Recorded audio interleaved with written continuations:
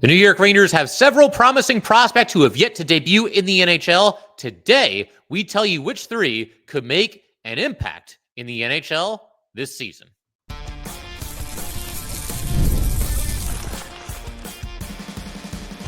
You're Locked on the New York Rangers, your daily podcast on the New York Rangers. Part of the Locked On Podcast Network, your team every day. Welcome back, Blue Shirts fans, to episode number 1362 of the Locked On New York Rangers podcast. I'm your host, Jon Chik. Just want to thank you guys, as always, for making Locked On New York Rangers your first listen every day. We are free and available on all platforms, including YouTube. And today's episode of Locked On New York Rangers is brought to you by FanDuel. Right now, new FanDuel customers can get $150 in bonus bets if your first $5 bet wins. And we are, of course, part of the Locked On Podcast Network, your team every day. So, wanted to talk about a topic that's always something of a hot button issue when it comes to Ranger fans, and that is the handling of the team's prospects. And said handling of said prospects has certainly been suspect in recent seasons. I don't think anybody can argue that. We've seen some homegrown success, but we've seen a lot of Ranger prospects, some first rounders and whatnot, that very simply just have not worked out for this team. But we're not going to be negative today. We're going to be positive. We're going to take a look at the kind of the next wave, the next batch of young New York Ranger players who could, as soon as this season, make their NHL debut and or stick with the team and or make a significant impact for the Rangers this season. There's three guys that we're going to look at specifically. The only prerequisites for being eligible to be on this list is you must be a player on the New York Rangers. Obviously, you must have also been drafted by the Rangers, and you must not have, as of yet, made your NHL debut, not appeared in an NHL game. So there's three guys that I'm talking about, but we'll throw in a fourth as a bonus, consider it something of an honorable mention, and that's going to be Dylan Garand. Garand has been called up a couple of times. If memory serves me right, he has been active at least twice for NHL games, and it might be as many as 3 times. But he's been there on the bench, full pads and everything, has not yet appeared in an NHL game, however, so he is eligible for this list, and we're throwing him in there, as an honorable mention. He doesn't quite make the top 3 because the only way that he would appear on the Rangers this upcoming season, you'd have to think, is if the team is in a situation where either Igor Shesterkin or Jonathan Quick gets injured. And obviously, we do not want that to happen. But if that was to happen, as far as which goalie would get called up next to the New York Rangers, it would pretty much have to be Dylan Garand. Louis Domingue is gone. He actually signed a 1-year deal in the KHL, I believe it was, for this upcoming season. So he's no longer in the Ranger organization. And beyond that, there's really no other competition. I mean, you could maybe throw Talon Boyko in there, but him and Dylan Garand actually still both need new contracts. I think obviously that will eventually get done. But yeah, I mean, Garand has been promising. He started last season as kind of the guy. I mean, he split time with Domingue, but he's been money in the playoffs, and the Wolfpack have made it over the past couple of years. Didn't make it this past year, unfortunately. But you look at what Garand did last season, it was his best his best season in the AHL with the Hartford Wolfpack. 39 games, a record of 20, 10, and 9, a 273 goals against average, a 913 save percentage. So Garand makes this list as an honorable mention. But let's go ahead and get into the proper top 3 right now. Number 3 is going to be Adam Sakura. Sakura will be 21 years old in September. He's a left winger and center, a former second-round pick by the Rangers at number 63 overall. It's interesting because Sakura, the year that he was chosen, despite not going until the third to last pick of the second round, he was the Rangers' first draft selection that year. They did not have a first-round pick. He is somewhat undersized at 5'11" and 192 pounds. With Sakura, I could see him eventually getting the cup of coffee treatment that we've seen the Rangers give some of their other prospects in recent seasons. You think back to 3 seasons ago, Will Coolie got the call up with the Rangers, but he was only there for a grand total of 4 games, and then he was sent back down to the Wolfpack. I get the feeling that was the plan all along with Coolie that season. Ditto for Brian Othmann 2 seasons ago. 2 years ago, Othmann got called up. He was only on the Rangers for 3 games and then got sent back down. But since then, obviously, Coolie, I mean, he's going to be a top 6er to start the season. And Othmann, we'll see where he starts this upcoming season. But obviously, the Rangers still have big plans for him as well, given the fact that he is a former first-round pick. But I could see something very similar for Adam Sakura, a situation in the year where maybe the injuries have piled up a little bit. Maybe you see a certain patch of the schedule where it's an ideal time for Sakura to make his debut, maybe against like a lesser opponent or a weaker opponent, whatever the case might be. But I get the feeling we could see that at some point. The interesting thing to me about Sakura is the considerable lack of buzz surrounding him. I mean, we're talking about a guy who is a young prospect, drafted in the second round by the Rangers. You don't really hear much about him. You don't hear beat writers talk about him too much. I don't talk about him too much on this podcast. His name doesn't come up nearly as often as some other Ranger prospects. The fans, I mean, there's not really a whole lot of buzz. There's not really a whole lot of discussion among the fans on social media or anything along those lines. And, for Ranger fans who are always so plugged into this team and always so interested in how the prospects are doing and, okay, what can we get out of this guy? What kind of role do we have for that guy? Even the fans don't really seem to talk about him all that much. He's just kind of there. Now, part of the reason for that is he spent 3 seasons with the Wolfpack, or parts of 3 seasons, 139 regular season games, only 17 goals and 36 assists for a total of just 53 points. So that's, pretty underwhelming for somebody that was drafted in the second round. But from what I know about Sakura, high energy player, he battles, competes very hard. One of those guys that's going to play every shift like it's his last.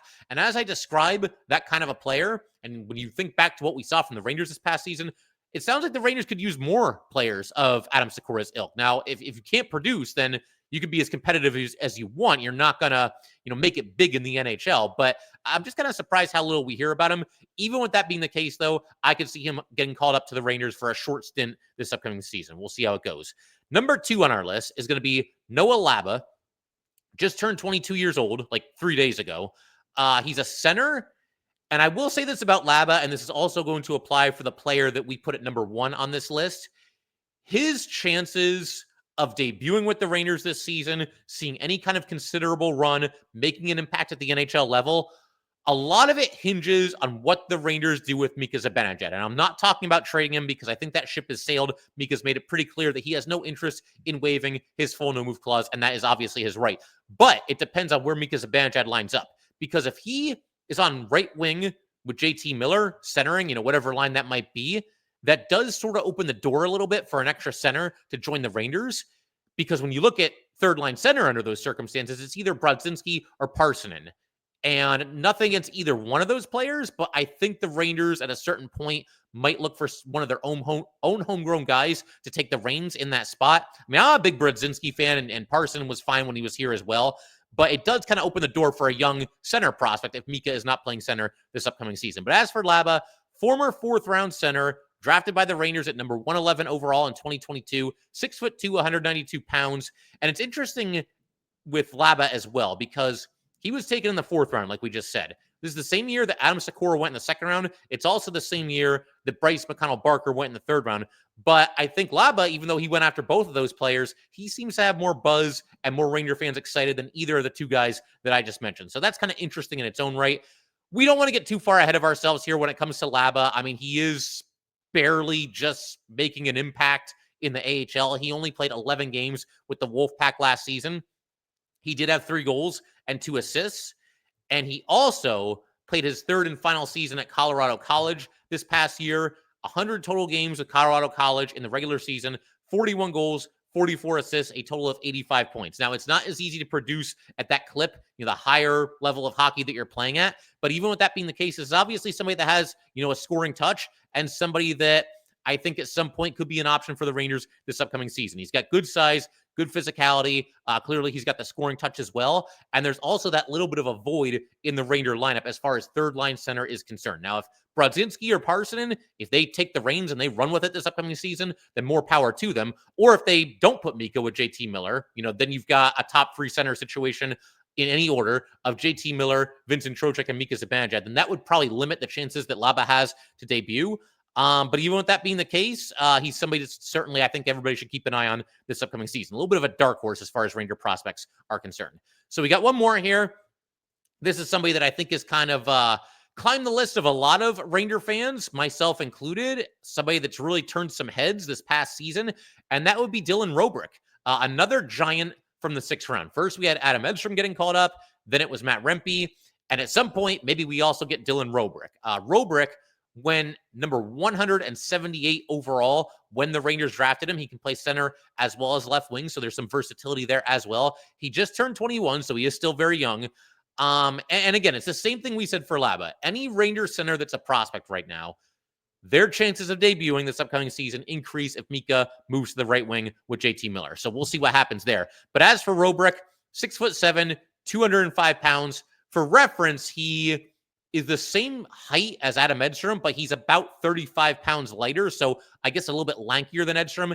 Even with that being the case, though, at some point, I got to see a Ranger fourth line left to right of Edstrom, Robrick, and Rempe. That would be quite the sight to behold. I mean, you're talking about three of the absolute tallest skyscrapers in the NHL, all playing on the same line, and all of whom bring at least some physicality to the table. And obviously with Rempe, that's very clearly his calling card.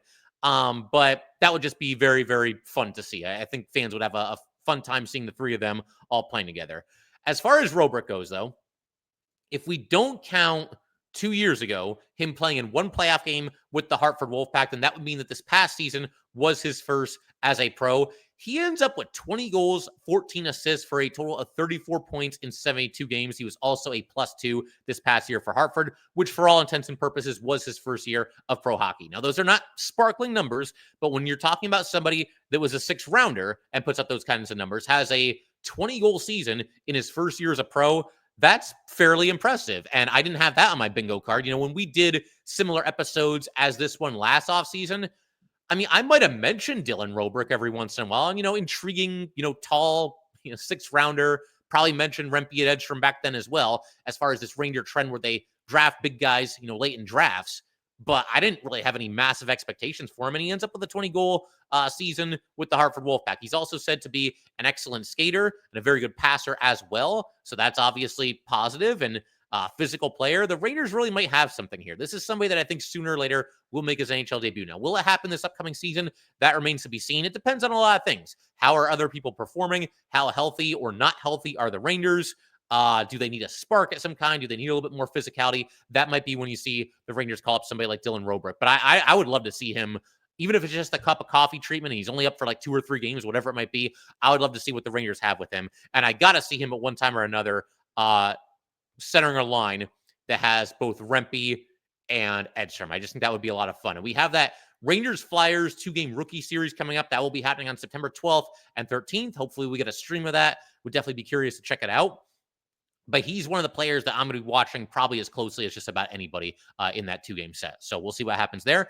But in just a second, again, keep everything rolling. Want to shift our attention to some fantasy hockey. The NHL.com released the top 200 list. I think some Rangers kind of got snubbed this year. I'm going to have some thoughts on that as far as where the Rangers rank on those lists. And then at the end of today's episode, some video game talk. We're going to talk about Matthew Tkachuk being selected as the cover athlete. That sparked some controversy. Going to explain why and share my thoughts on that in just a little bit here. But we will start in just a second with some New York Rangers fantasy hockey talk.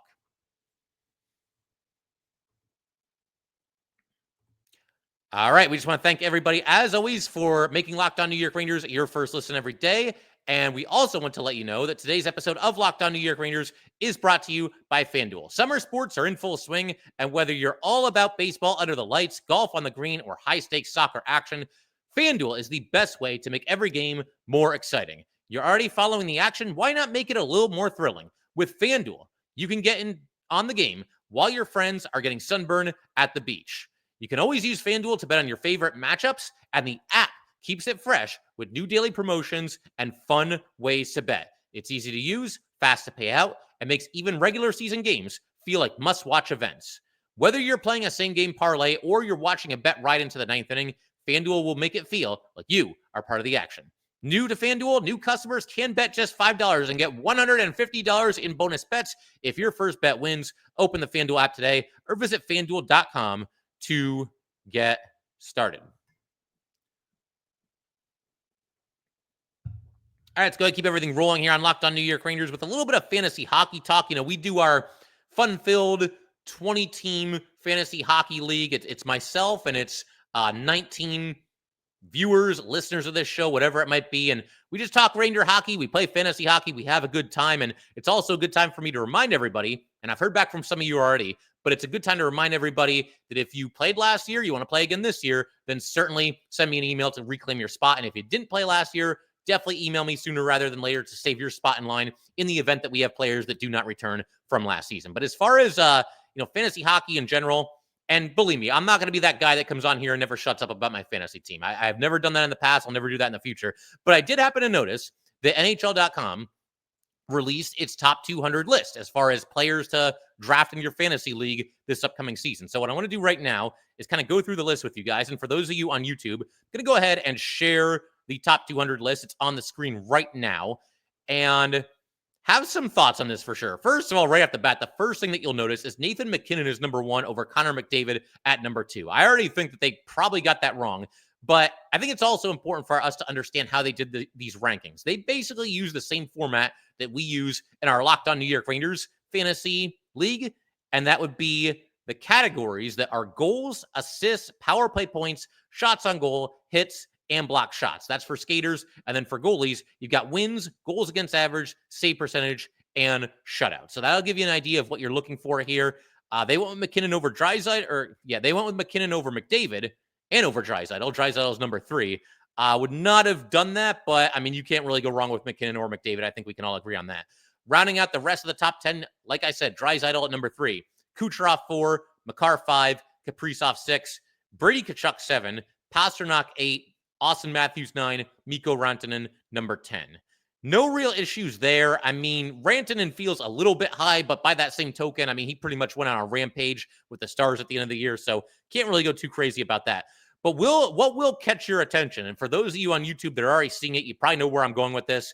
There are no New York Rangers in the top 10, and that part's not too surprising, but there's nobody in the top 20, and there's just barely somebody in the top 30. You've got the first New York Ranger coming in at number 30, and that would be Artemi Panarin. Now, as far as like where he should be on this list, I mean, I'm not going to do like an exact number here, but you see some of the names that are ahead of him, like Mackenzie Blackwood. And I know goalies and skaters are always a little bit, apples and oranges, but he's at number 24.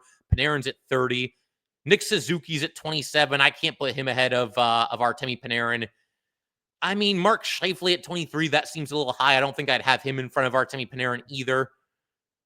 Sam Reinhart, I mean, you know what? Reinhart is probably boosted by things like block shots and hits. That's probably why he gets the nod over Artemi Panarin on a list like this. But they have Sam Reinhart at number 18. I don't know. To me, Panarin at number 30, that just seems a little bit too low. Even somebody like Zach Werenski at number 15, I mean, he's a beast, don't get me wrong, but are we really putting him ahead of Panarin, or is he just kind of like the shiny new toy, so we're going to rank him higher? That's up for you guys to decide. But Artemi Panarin at number 30 did seem a little bit low to me. Then we scroll along on the list, and again, we have to go quite a ways here before we get another Ranger. The second Ranger in the NHL.com top 200 is JT Miller at number 48. And again, you've got guys ahead of him that I just don't agree with. John Tavares being ahead of him. Tavares is at 47. Clayton Keller's at 39. Matt Boldy at 36. I know with some of these guys, they're factoring in upside as well, but Dylan Guenther at 43 ahead of JT Miller. Not sure I can really get on board with all these guys being ahead of JT. JT's got an excellent, well-rounded game. He's going to contribute in every stat, and I think 48 is just way too low for him. Maybe I'm a little bit Ranger biased, but that's how I feel about JT Miller's ranking. We scroll down even further. Now, this one is just flat out insane. Igor Shesterkin is at number 70. As far as like a couple of people that are ahead of him, you've got Roman Josi at 68. You've got Jake Sanderson at 64. Wyatt Johnston at number 63. Dylan Larkin at 62. I mean, Lane Hudson at number 57. Seth Jarvis at 56. Rasmus Dahlin at number 55. I don't know, man. This seems like a little bit overboard. And what makes it even crazier, if we switch the search here to goalie, this will really give you an idea of just how snubbed Igor Shesterkin got on this. And I realize some of these goalies are probably ranked ahead of Igor because they play on teams that are generally thought of as being better than the New York Rangers, and that's fair, and that should factor into the rankings as well. But, I mean, look at this. You've got Connor Hellebuck at number 11. You've got Andrei Vasilevsky at number 14. You've got Mackenzie Blackwood at 24. That's way too high. You got Jake Ottinger at number 28. Sergei Bobrovsky at 29. Logan Thompson at 51. Philip Gustafsson at 52. Darcy Kemper at number 69, and then finally Igor Shesterkin at number 70. Igor is the 9th ranked goalie on this. I get the feeling considering the fact that we're going to be playing with a whole bunch of New York Ranger fans in the Locked On New York Ranger Fantasy League, I get the feeling that there's no way Igor Shesterkin is going to stick around until pick number 70. In fact, I'd be very surprised if he makes it out of the first round. Very, very good chance in our league, again, all Ranger fans, that he goes in the first round. And I realize he won't go that high in other leagues. And as Ranger fans, we have a tendency to reach for our favorite player on the New York Rangers, and that's all well and good. But 70, Igor Shesterkin at number 70, you got to be kidding me. That one to me just felt absolutely crazy. But again, I think it kind of factors in, the fact that the Rangers aren't as good as some of the teams that some of those other goalies are currently playing for. But be that as it may, Igor's at number 70. We move on down the list. Again, I've got another stub here. Adam Fox is not in the top 100. Adam Fox is at 102. We are talking about somebody, and I realize that fantasy hockey and real life hockey are not the same thing, but we are talking about a defenseman who was in the top 5 of Norris Trophy voting for 4 straight years until that did not happen this upcoming season. He's one of the premier offensive defensemen in the game. He's out there with talented players. The Rangers, they are capable of certainly scoring some goals. I get the feeling that, again, the reason why you're seeing a lot of these Rangers rank lower than you might otherwise expect is because they're coming off of a bad season. And certainly that's in people's heads when they do these rankings. And a lot of players in the Rangers, even Fox included, were down a little bit this past year compared to where they typically are. But some of the names that are ahead of him, you've got Carter Verhaeghe at 98, Kevin Fiala at 57, Jackson Lacombe at number 101. I mean, Dougie Hamilton at number 90. Jacob Chikrin, great player, 88 ahead of Adam Fox. I mean, come on, man. This is nuts. Logan Coolie at 84. I don't know. To me, he's just ranked way too low. I should have counted up the defenseman ranked ahead of him. But I've been saying this. I think Adam Fox is going to have a big-time bounce-back season. I think he's going to be very motivated. He's working out hard with Ben Prentice here in Connecticut, and I expect him to really bring it this upcoming season. We'll see what happens. We scroll down a little bit farther. Vincent Trocheck is at number 114. That one actually sounds about right. Trocheck, from one season to the next, it can be very difficult to kind of predict what you're going to get from him. If you go like on his hockey reference page and you look at his stats over the years, it all just kind of seems to happen without any rhyme or reason. His career trajectory is very weird, at least in terms of offensive numbers. He'll have a monster season, and then his numbers are down, and then they'll be slightly up the next season. Then he'll have another monster season. That's just kind of how it goes with Trocheck. And Trocheck had a down season as well. He's at number 114. Don't really have any issues with that one. We scroll down even farther. We go all the way down to number 167 for Mika Zibanejad. And as strange as this sounds, and as bad as he was for parts of last season, and as tough as I and a lot of you have been on Mika Zibanejad, for the last year or so, whatever it might be, I think this is too low for him as well, because he got a serious uptick when JT Miller joined the New York Rangers, and he played far better in the second half than he did in the first half. I think he's ranked a little bit too low, but curious to see what you guys think about that. Let me know what you think about these rankings as well. And then there's only one more Ranger on the list. Number 188 is Will Coolie. That is probably about right. He's probably a little too low when you factor in the upside. But I think, like, Ranger fans, and I love Will Coolie, big fan of him for sure, but we all really like Coolie right now because he stepped up in ways and played a physical brand of hockey this past season that we just didn't see from other Ranger players. As far as fantasy goes, can't really go crazy about this, but he is somebody that could be a little bit of a sleeper, whether it's a league full of Ranger fans or whatever it might be. Also notable by his absence, Igor Shesterkin, Igor was on the list. Alexis Lafreniere was not on this list. He's got something to prove, I would say, going forward. Somebody that I think probably should be on the list, but again, he was down this past season, so probably fair game that he's not on the list as well.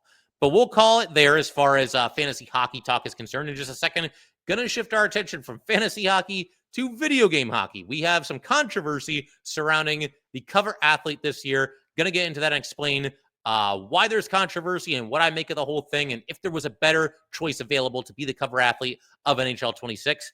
And we will do all that good stuff in just a second.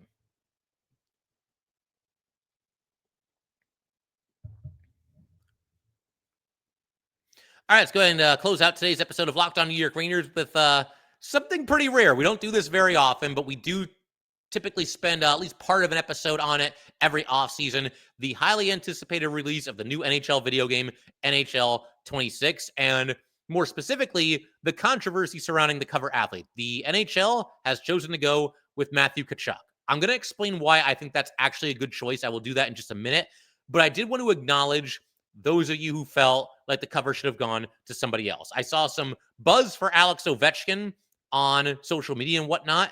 I think the idea being that Ovechkin should be there based on what he did this past season. Obviously, he broke the all-time goals record set by Wayne Gretzky, not to mention the fact that he's a legend.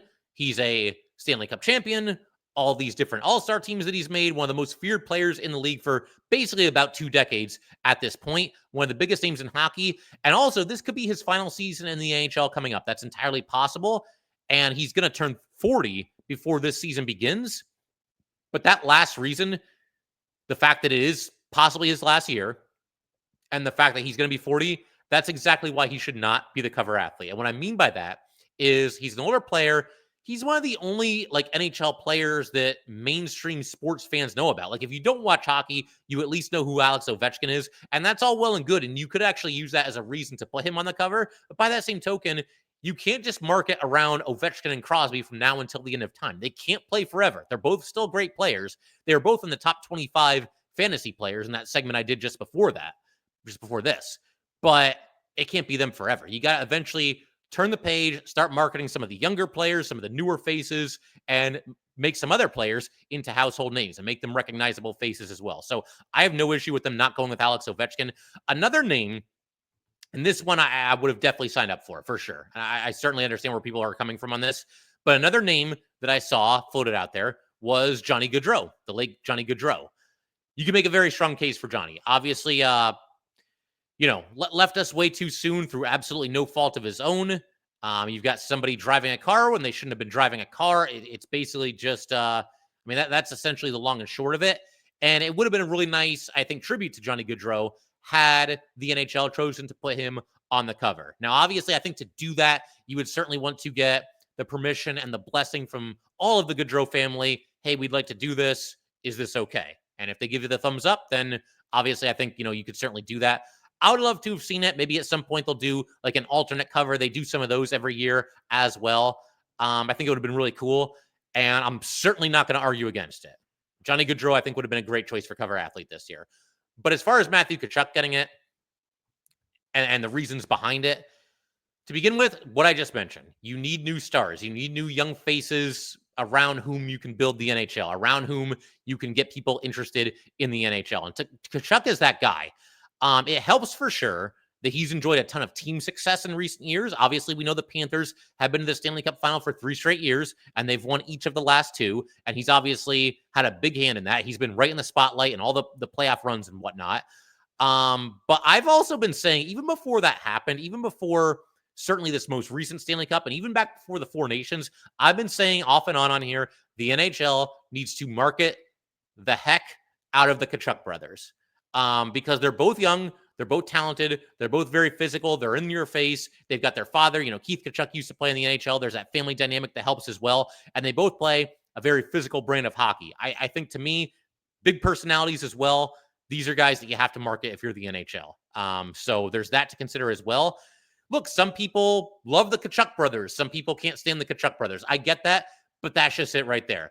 They make you feel something. Whether you love them or you can't stand them, you probably have an opinion on the Tkachuk brothers, and that's an example of obviously marketable players. And, you also look at what happened at the 4 Nations face-off, and you have United States versus Canada. I don't know really what they called it. Was it the preliminary round? Whatever it was. It wasn't the knockout round. It certainly wasn't the championship game. But you had each Tkachuk brother fighting a member from Team Canada within the first 4 seconds of the game. And that kind of put them in the spotlight as well. You got to roll with that. You got to run with that. You got to strike while the iron's hot. And that's why I think Matthew Tkachuk is a great choice for this season. Not to mention the fact that he's holding the Stanley Cup, the most beautiful trophy in the world, on the cover of the video game. And there's also going to be an alternate cover where it's Matthew, it's Brady, and it's Keith. All the Tkachuk family members there together. They did something like that last year with all the Hughes brothers. Quinn Hughes was the cover athlete, but then they had an alternate cover where, Jack and who's the other one? Luke Hughes. They were all on there together. So I like it. It brings that family dynamic into it as well. And as I mentioned a minute ago, you can't always fall back to the same old faces. You can't always go with Crosby. You can't always go with Ovechkin. You got to get people into hockey and who may not be into it, and you do that by marketing your young players. As far as like this also got me thinking like, okay, could there be any New York Rangers that could be on the cover of this game in the not too distant future? Right now, I don't think there was really anybody. You could maybe make a case for Igor Shesterkin, but I mean, Igor was coming off of the worst season of his career, and also the Rangers were bad this past year. So I don't think he was ever really a choice. Maybe at some point in the future, he could be an option. But as far as like other Rangers, I think in recent years, Artemi Panarin certainly could have been an option, but they're not going to do it now, given the fact that, again, the Rangers were bad this past season. It feels like that ship has sort of sailed as far as Panarin being on the cover of the NHL video game. As far as some of the young guys, never say never with some of them. I mean, if Gabe Perreault comes into his own and becomes the superstar that we're all hoping that he becomes, maybe he becomes an option somewhere down the road. Obviously, he's got a long way to go. You could say the same thing for Will Coolie. I mean, Coolie could one day be the captain of the Rangers if there's success there, and he's one of the guys leading the charge, and maybe he's an option. Lafreniere, coming off of a down season, but I certainly wouldn't rule that out at some point. I mean, I don't know. It's a long shot for all three of those players I just mentioned, because not only do all three of them have a long way to go in their overall game, but you have to somehow be in the spotlight. You have to be somebody that fans gravitate toward and somebody that has appeal to, mainstream fans as well. And I don't know if those guys will get there. I guess, like I said, though, never say never. But they have a long way to go, all three of them, before they're ever in the conversation.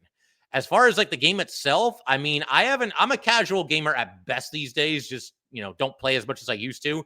Used to play NHL 14 a lot. But for anybody that gets this game, let me know how it is. Maybe at some point we'll set up some kind of Locked On New York Rangers video game tournament playing NHL 26. I would have to buy a PlayStation 5 to make that happen.